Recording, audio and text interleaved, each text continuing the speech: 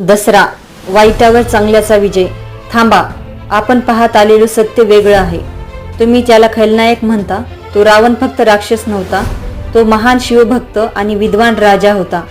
त्याची 10 तोंडे म्हणजे दुष्टता नाही, तर त्याचे अफाट ज्ञान. शत्रूनेही ज्याला गुरु मानले, तो केवळ राक्षस कसा? हा विजय सीतेच्या हरणाचा नव्हे, तर आर्य राज्यसत्तेने द्रविड राज्यसत्तेवर मिळवलेला राजकीय सांस्कृतिक संघर्ष होता. पण याच दिवशी घडली खरी क्रांती. 14 ऑक्टोबर 1956 डॉक्टर आंबेडकरांनी याच विजयादशमीला बौद्ध धम्माची दीक्षा घेतली. आज अनेक समुदायांनी दसरा म्हणजे रावणाची नव्हे, तर जातीयवाद आणि विषमतेचे दहन हा आहे. समानता, न्याय आणि मानवतेचा विजय. तुम्ही कोणत्या रावणाचे दहन करणार? कथेतील रावणाचे की तुमच्या मनातील अंधश्रद्धा आणि विषमतेचे? आताच कमेंट करा. लाईक, शेअर आणि वाचनातून परिवर्तनला सबस्क्राईब करायला विसरू नका. आणि जर व्हिडिओ पाहायचा असेल तर आमच्या चॅनलवर पूर्ण व्हिडिओ पाहू शकता.